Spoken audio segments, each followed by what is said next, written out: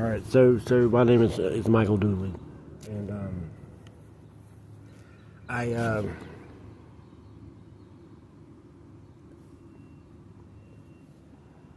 about 6 years ago, I heard a loud crash, and I turn this around.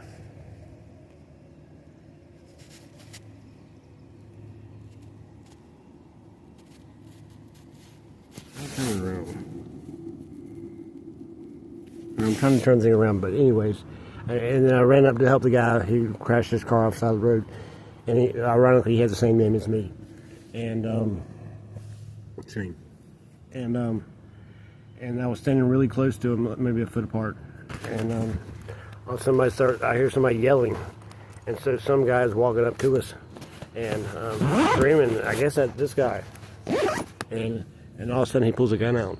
And he shoots him like 6 times, and the guy fell dead. And I've never even really seen anyone killed.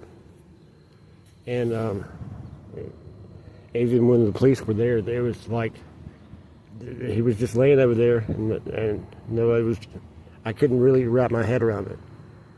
And I seen the tag on the car. I seen the tag.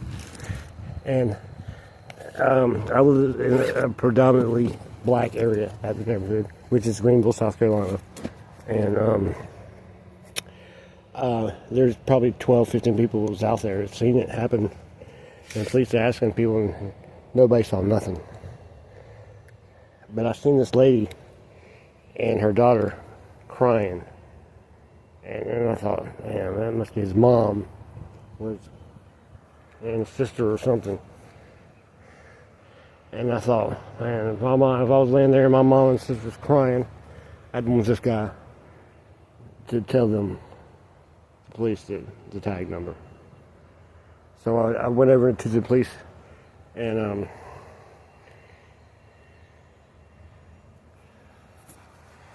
I told them I seen the tag on the people that done it. They had dropped them off, circled, left, and then come back around after you done it and pick them up. And by this time, there's news cameras. This is on Rutherford Road at 3 o'clock in the afternoon, broad daylight. But there's news cameras on both sides of the road. People lined up down the street. And the cop that I told about, I said, I really don't want to tell you right here because I don't want anybody to think anything, and I'm worried about being safe. But I got the tag number. He said, come with me. And his car was in the median, in between the news channels. He put me in the back seat. I said, these people are looking at me. I don't want to be being known as, they know I'm saying something. And he wouldn't listen to me.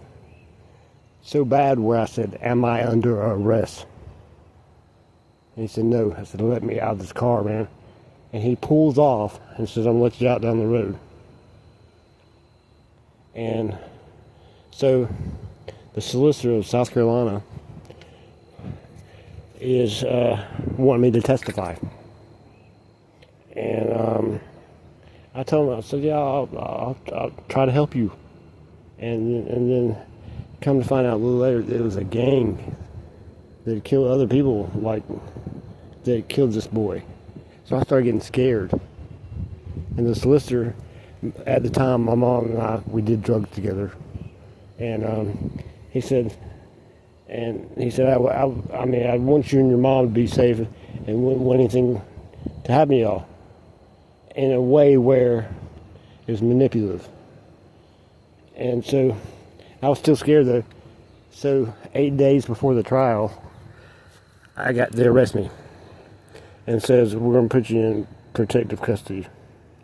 So for 8 days, I went in the part of the jail where if you do something wrong in jail, this is where you go. There's no daylight. You're in shackles. And they treat you that way. Even if you tell them that, hey man, I didn't do nothing, I'm testifying. They're going to look at you worse. And I was just trying to help. I wasn't trying to get in the way or nothing. So, court day came, And I testified. I pointed that boy at court, and they said the boy got killed over online. His name was Shane Satterfield. And Shane Satterfield murdered in Greenville. They said online, this guy, they killed him because over a disagreement, argument about some stereo stuff. So here I am, pointing at him in court, and he killed for a whole lot less in broad daylight because he knew nobody would say anything. And he was acquitted. 3 years later, they found my sister's body. Actually, they found a dog that had found some man let his dog go out and find to go to the bathroom. And when he was coming back to the house, he thought he had a baby doll's head. He had my sister's head in his mouth. And my sister, we're 15 months apart. Shannon Michelle Dooley, Michael Shane Dooley. And the people that did this, they're one of their, this has been 5 years ago. So I've been gang stalked ever since. So when they and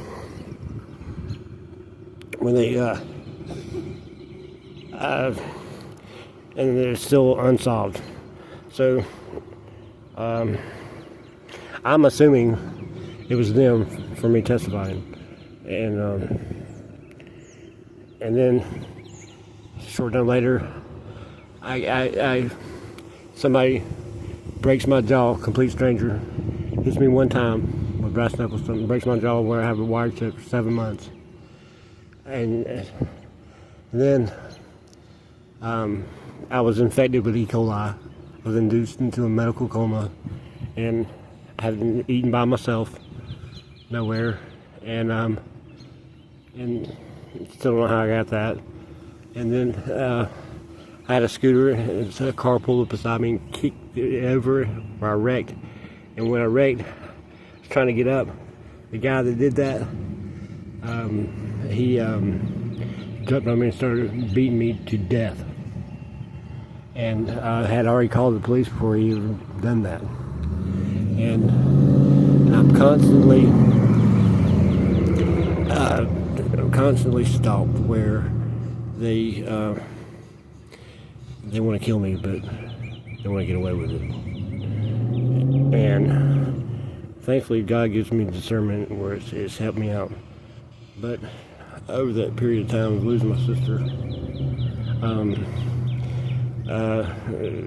first it was drugs to escape that. But then I started digging in dumpsters because I was really upset about my sister. And one time I looked in a dumpster and I found a Tiffany lamp.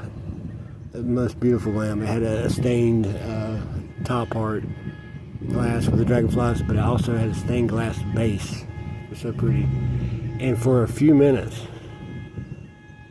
I forgot about Shannon being killed and what else was wrong in my life. I forgot about it for a second. It's like fishing. When a fish hits your bait, you forget about everything for a minute. So it was an escape, and it was legal. And I like the escape. So, and I didn't just go pick random dumpsters. I mostly hit commercial or businesses, and mostly the same ones over 3 or 4 years, the same ones. And I come to know a lot of them, and they know me, and they don't really say anything. And so if I was needing, say, like a cell phone or electronics, I know the perfect place in the past. More than once I've had that. But one day I was digging in the dumpster and I found a particular business in Greenville, and I found 2 penny rolls, but they weren't in like a brown paper penny roll. They were a clear plastic, and I've never seen anything like that because I couldn't even get it open. I didn't know how to get them out. And finally I did, and it was 100 1964D, most beautiful pennies I've ever seen in my life. I mean, they were uncirculated, absolutely stunning. And I didn't know anything about pennies at the time, so I either gave them away or they were so beautiful, or sold them or whatever. And so, and anytime I find something like really good in a particular one, I'll go back to it. And I went back, and the next time I found, I think it was 10 coins, and it was $2.50 coins, and I took them to the pawn or loan exchange in Taylor's. And the lady who runs that place, his name is Heidi. And I think I bought 2 of the coins that I found 10 coins. 2 of the coins I sold for $500 to Brooke that runs like a vintage shop in Greenville off Lowndes Hill Road. And then the other 8 I took to Heidi. And Heidi said, well, 4 of them are real and 4 of them are not. I'll give you $170 a piece for the real ones. I said, but they look the same. How are those not real? She said, the weight. So, okay. So, anytime I find something that good, I'm definitely going to come back. And then the next ones I found was a huge bag of like old gold and silver coins. And I and before I could get them from that dumpster to where I was staying at the time, someone either stole that bag or I lost it. And so whoever was putting these coins, by the way, it was a coin store. It was their dumpster that I was finding these coins in. So I'm taking it by now. They're getting upset with me because I even asked them, I went there one time and asked them, why are you throwing coins away? It's, I guess, by accident, real cocky and looked at me with hate. So all of a sudden in that dumpster, it pretty much stopped. So I thought, and so I mean that coin storage dumpster was just one stop, of probably 40 that day, and so I go right to the next one, no matter what. If I found a bucket that had $1 million in it, I'd still be looking, still go to the next one. I'm homeless right now. I have been for 8 years. And well, ever since I witnessed the murder 6 years, but so I checked the other ones, and then I started finding some coins in the other ones in the neighborhood businesses, and then I found started looking, when the dumpster was empty, I looked in the bottom, I seen a few pennies, just like 1 or 2 or 3 or 4 or 5, and I grabbed the penny and I look at it and Google it. And I'm like, dang, it's worth that much? So, and then that stopped. So I didn't see any more in that dumpster. But what I did see is right before you get to it, 1 or 2 laying here, and the sidewalk before you get to that parking lot, I found like 13 or 14 all down the sidewalk. And I'm talking about like 1982s, 1971Ds, and just beautiful. And my understanding is, I think that someone that knows these coins, because every coin I found was worth money. And a couple times, like I had a 1969 D over S penny, and you couldn't see the S because they're already hard to see.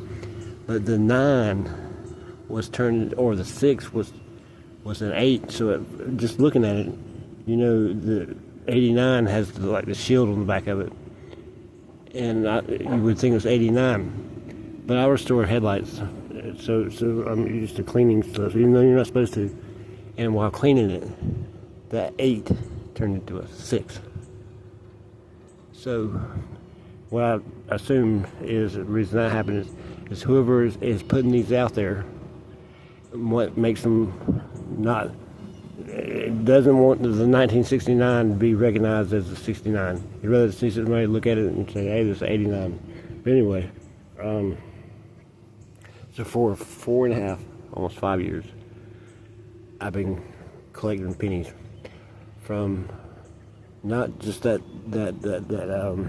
or coins from that coin shop in Greenville, but from the businesses around it, and also the homeless people in that area right there. They would pick up pennies, of course, and they have a bunch of pennies, and I'd say, hey man, I'll give you cash for pennies, no charge. So I'd buy those up, and I'll try to be as brief as possible with this. And so when I was getting the coins out of this dumpster, I have ADD and bad memory issues, and I'm really tired because everyone's suspect. And now I've got it where I've got all these valuable coins, so much where sitting in my car, I was looking at my pennies and listening to the YouTube at the same time. Several occasions, I was holding a penny in my and looking at it, and then YouTube would say, "Up next, we have the," and there it was in my hand, same mint mark, 55, whatever it was, double die, and on more than one occasion. And the reason why, so I think someone, but I'm not sure. I think someone is putting them out there because I'm very OCD, where I like one dumpster, small regular dumpster, it might take me 3.5 hours to go through the whole thing, and also in this dumpster I would find like gold and silver paint markers, and not only that, like gold metal mesh, like the size of a dime or penny, little circles that's metal but it's like a mesh, and paper in the shape of a coin with like the nickel on the front of it, but it was paper. I don't have it. I mean, I still have a lot of that stuff, and so what I think this person was doing was making real coins, valuable coins, look not valuable. And he shared a dumpster with like Dollar General, and so they used mostly black trash bags, whereas the coin store, it was a smaller place and used the white ones. So all I would do is go grab a white one, raise it up and shake it, and if I heard coins make a noise, or I'd fill in the bottom of it and I'd pick it out. So all I had to do was go look for the white ones, or they put glass on top of the coins so people wouldn't mess with it, get cut or something. So I just look for the glass and I'll find the coins. And I think it's almost like a legal loophole, because like a 1909 SBV or whatever it is, in his shop it's only worth really a penny or two, but online you're talking about major money. So people could look at it as he stole 10 cents, and but it was really 3 million. So and I've been saving these coins for 4.5. I went through 2 cars where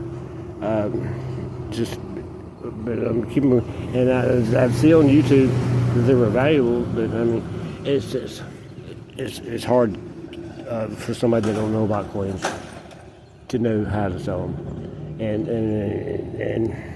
and believe that there's money like that. But over the years, I've got every freaking coin. Until yesterday, I've never, over 4.5 years, I've looked at so many coins for hours and hours at a time just to escape my sister's murder, and I never even seen a 1909 ever.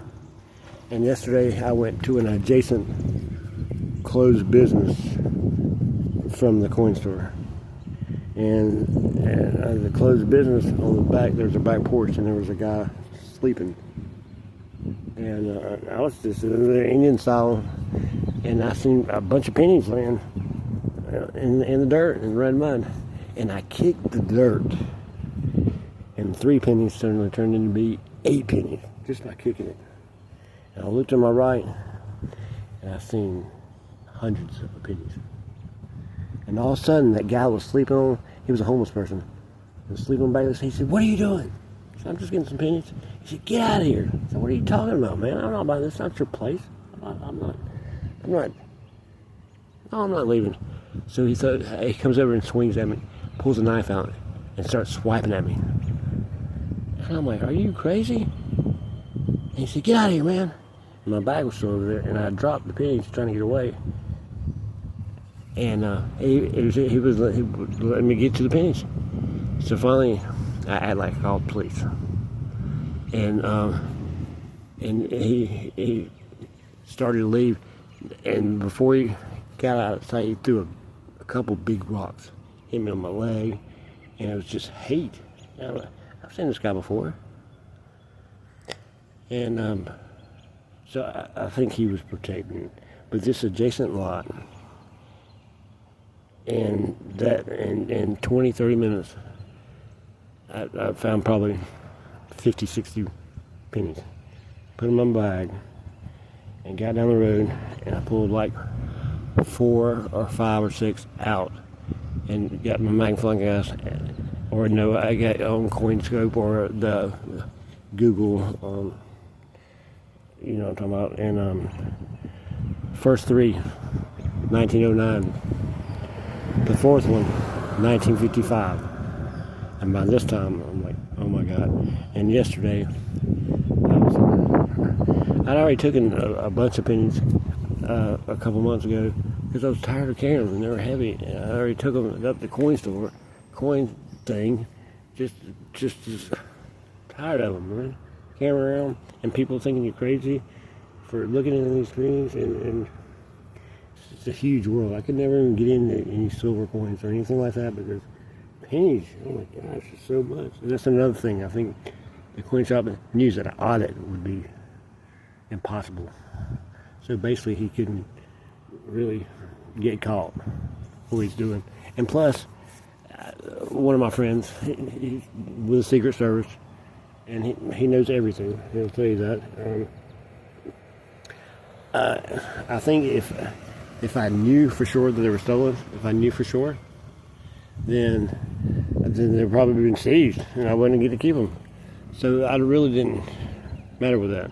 All I wanted to do was look for them, and I've still got about 2,500 coins.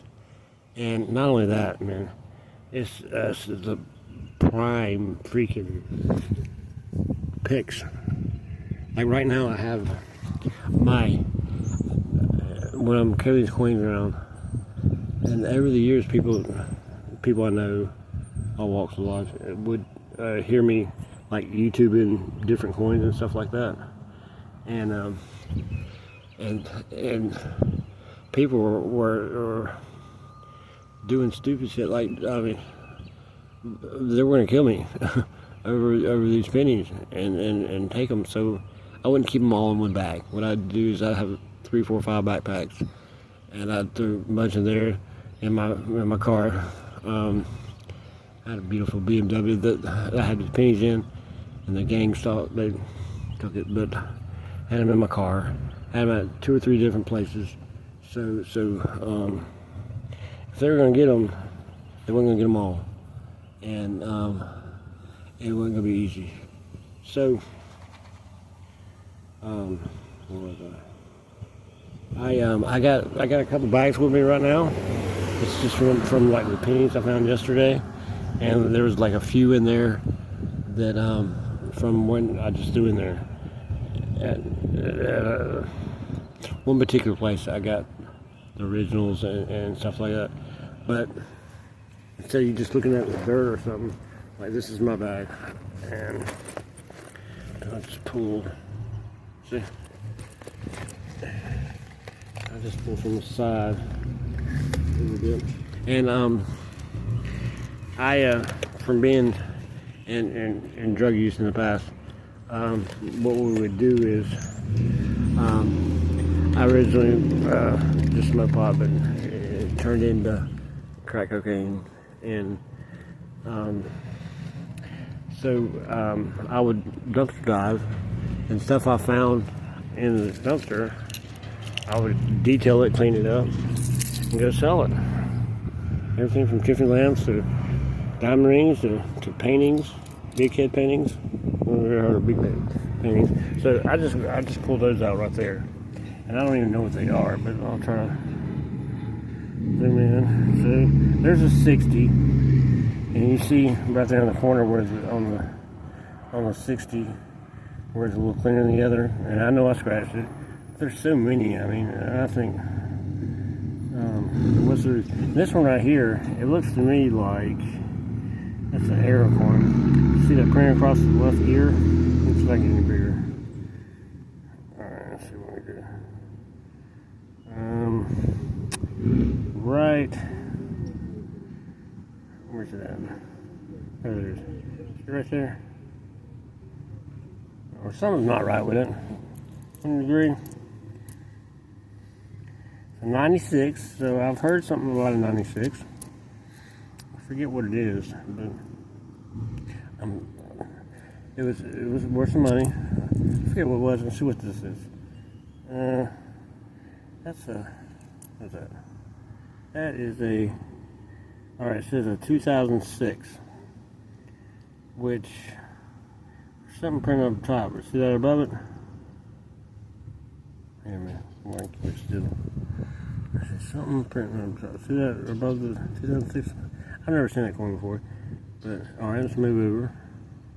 Let's see. I'm sorry. This is 1960, and let's see.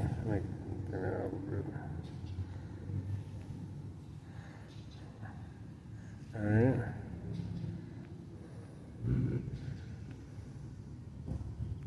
Let's see.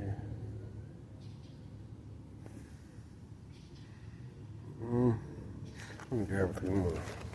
So, and just to be honest, I'm not really wanting to show the bag because I'm embarrassed. And, you know, I just went through, there's no excuse. Reason why I'm not really showing is because there's like some syringes in there from doing methamphetamines in the past. And just being a piece of crap, you know. I have nobody. I'm the most loyal person in the world, and the gang is toxic. So anyway, after the guy got acquitted, you know, I tried to talk too much, and I know it sounds like I'm dragging it out, but I'm not. I just want people to understand, you know. When somebody dies or something like that, they say, how could he do that? And I'll have to stop right here for 1 second. Right back.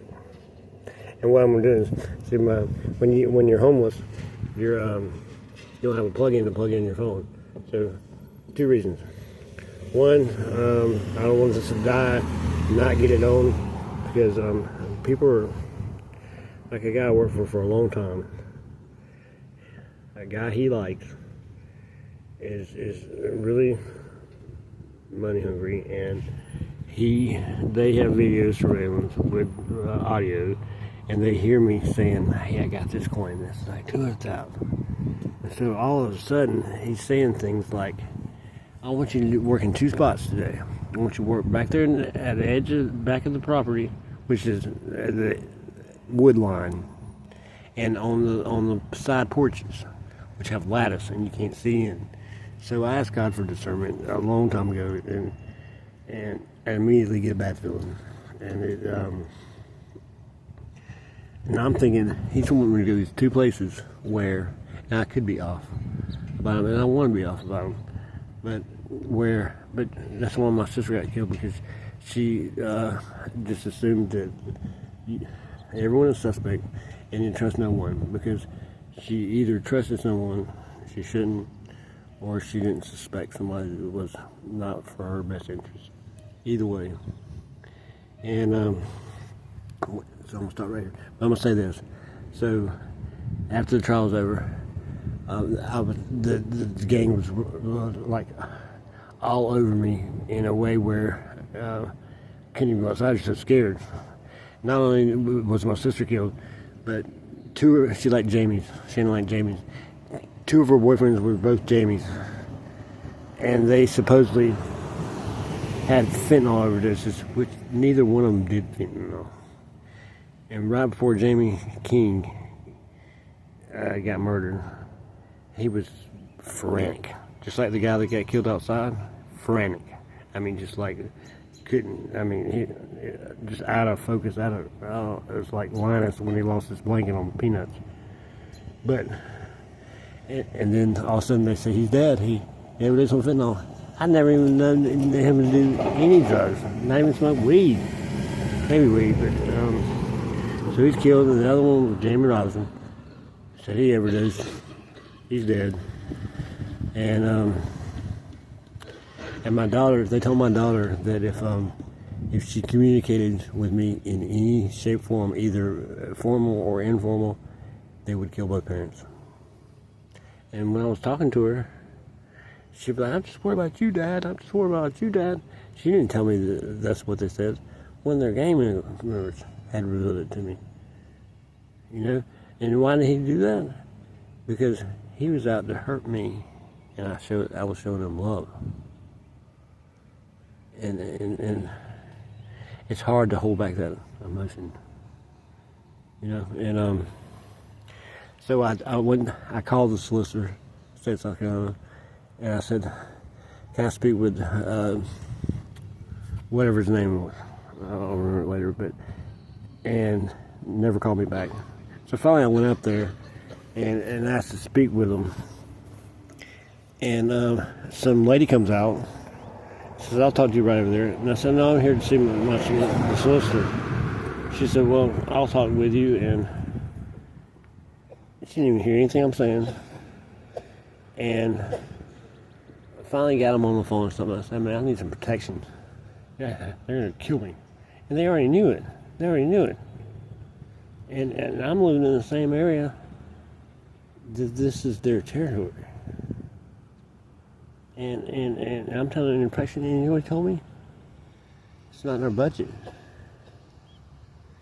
So they're asking me for my help.